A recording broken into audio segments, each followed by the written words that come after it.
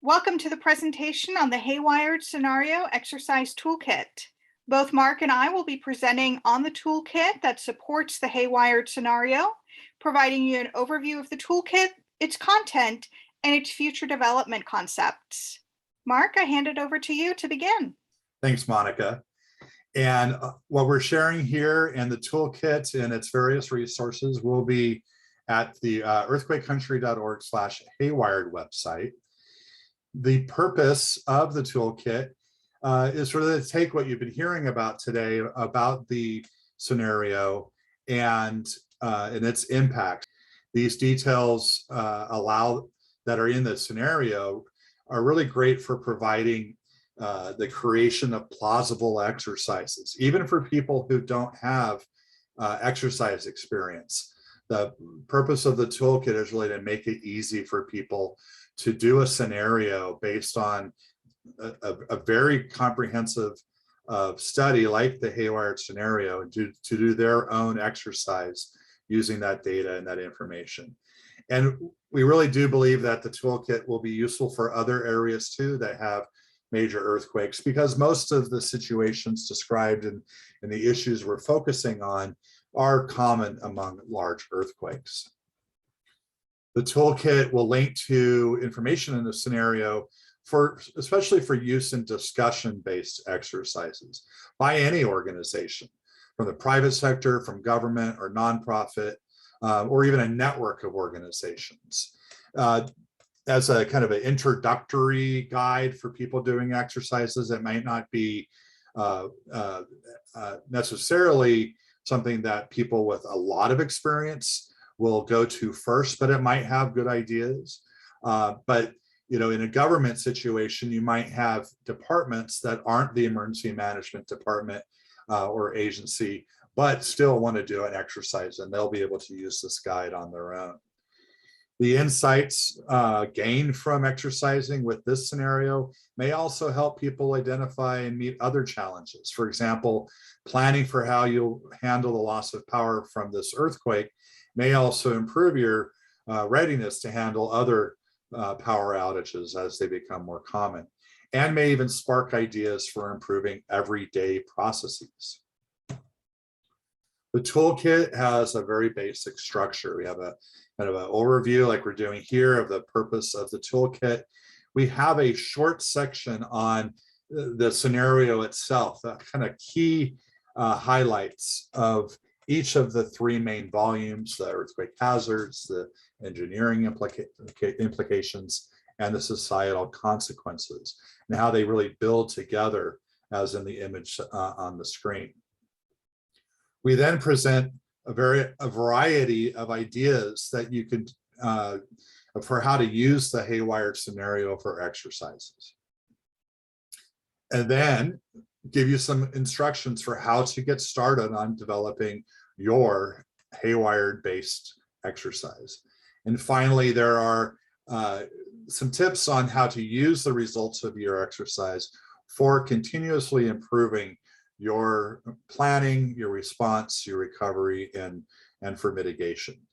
There's an appendix that in the toolkit, which is basically an index of the entire HayWired report, so you can cross-reference the report to look for aspects you want to include in your scenario. And then we have some online guides too, additional earthquake exercise resources, and facilitator guides for quite a few of the ideas that are included in the toolkit. I'll turn it over to Monica. The core of the toolkit really revolves around exercise ideas. All too often when we think of an earthquake exercise, the default is something such as a drop, cover, hold exercise, or the immediate aftermath of an earthquake. This toolkit really helps individuals expand the concept of what an earthquake exercise can be. It covers all four of the phases of emergency management cycle, from planning and preparedness, response, recovery, mitigation, so people can take different focuses. It also spans a whole array of different themes. As you can see listed here, it's everything from more of the humanistic side of where are your employees living to the mental wellness on it and your customer base. So, kind of that human side. It also goes into the more infrastructure aspects of water, power, natural gas, the utilities on it. It goes into areas that we often don't think about of mail and package delivery, elevators, on it, how to use shake alert, or something like fires after an earthquake. Not all of these themes will have ideas listed in each of the four phases, but between all of them, there are concepts and themes that span this whole network. The toolkit's also designed so that those with limited ability can just pick one idea and work with that. And just start there, not needing a lot of expertise. For those who do have more expertise in exercises, they can layer these ideas, combine them, increase the complexity of their exercises. And one of the benefits of this is it keeps things fresh. You can continuously have discussions around earthquakes in this HayWired scenario without repeating exactly the same exercise by picking different themes, layering, and combining them. I'm going to transition over now and show you one of the exercise ideas. This one is from the theme of water and is in the phase of planning and preparedness. It revolves around the issue of how the scenario disrupts the water supply in the Bay Area region in some locations for up to 6 months. And so it really is about asking yourself the question of what business operations and equipment would be impacted if you lost water for such an extended time period. And to help people really utilize the HayWired scenario more effectively, we also link to and tell you where the chapter is or where more information is within the 3 reports to find out more details around water and the HayWired scenario. For a certain number of these themes and exercise ideas, we're also creating facilitator guides that kind of build on and help an individual kind of get started with designing an exercise around this. Let's take a look at one of these facilitator guides. So these guides will be online. They're not going to be directly part of the toolkit of a printed version. But the benefit of this is it allows us to release an initial core number of facilitator guides, and then over time, build onto them, adapt, expand, provide more information and resources, creating a flexibility that is not necessarily available in a print format, which is why we decided to move these online. The facilitator guides will provide an overview, a core objective, a list of individuals to consider including in such a discussion-based exercise. It pulls from the HayWired scenario specific information, data, and details around that specific theme. You can see a couple, 2 points listed here that fit that water theme, about how East Bay residents could lose water for 6 weeks, how aftershocks can re-rupture pipelines. And then it also goes into providing some core sample discussion questions to help those who don't have a lot of experience with exercise design really get started in what are questions I should be asking my team member? How can we build a dialogue around this idea, this theme? And so it lists these questions. A facilitator can either pick all of them or limit it down to just 1 or 2 of the questions, depending on how much time they're wanting to dedicate to the exercise. In addition to the sample questions, there's also bullet points of additional elements to consider, things around the theme that are often overlooked or forgotten, kind of prompts to dig a little deeper around this idea. One of the other reasons we've moved it online is that it allows us to also provide maps and visual guidance. Transitioning further, I want to share one more example of an idea just to give you a little bit feel of how these look and the variations. This second example is about fires after the earthquake. Uh, the earthquake in the HayWired scenario triggers multiple ignitions, as you can see from the graphic here, and burns the equivalent of about 52,000 single-family homes. And so this exercise idea really revolves around how do you reduce the chances of an ignition and the spread of fire in your facility and the smoke interfering with your operations. And again, it provides you guidance on where within the report you can find more information on fires after the earthquake. There's also the Facilitator's Guide that supports this. And again, it provides the overview, objective, individuals. For this Facilitator Guide, we pull information such as what are the common sources of ignition, estimated number of ignitions, estimated surface areas that are burned in buildings. And this provides a basis and a grounding for more further dialogue. And as you're engaging with your team and participants in the exercise, core concepts to talk about, a framework or structure to work around. And again, it goes through the sample discussion questions. This one focuses both internally to an organization and also recognizes that fires can span across a community. And sometimes it's looking beyond the boundaries of our own facility or the property lines to what's the burn risk of our neighbors, of the community, and how does that influence our own risk? And so some of these start posing questions that help us look broader. And again, there's the maps. And as I mentioned earlier, the goal here is to release a core number initially of the facilitator guides. There won't be one for every single exercise idea initially, but over the months and times we will add more, and in the future continue to potentially build these out to span the different exercise ideas.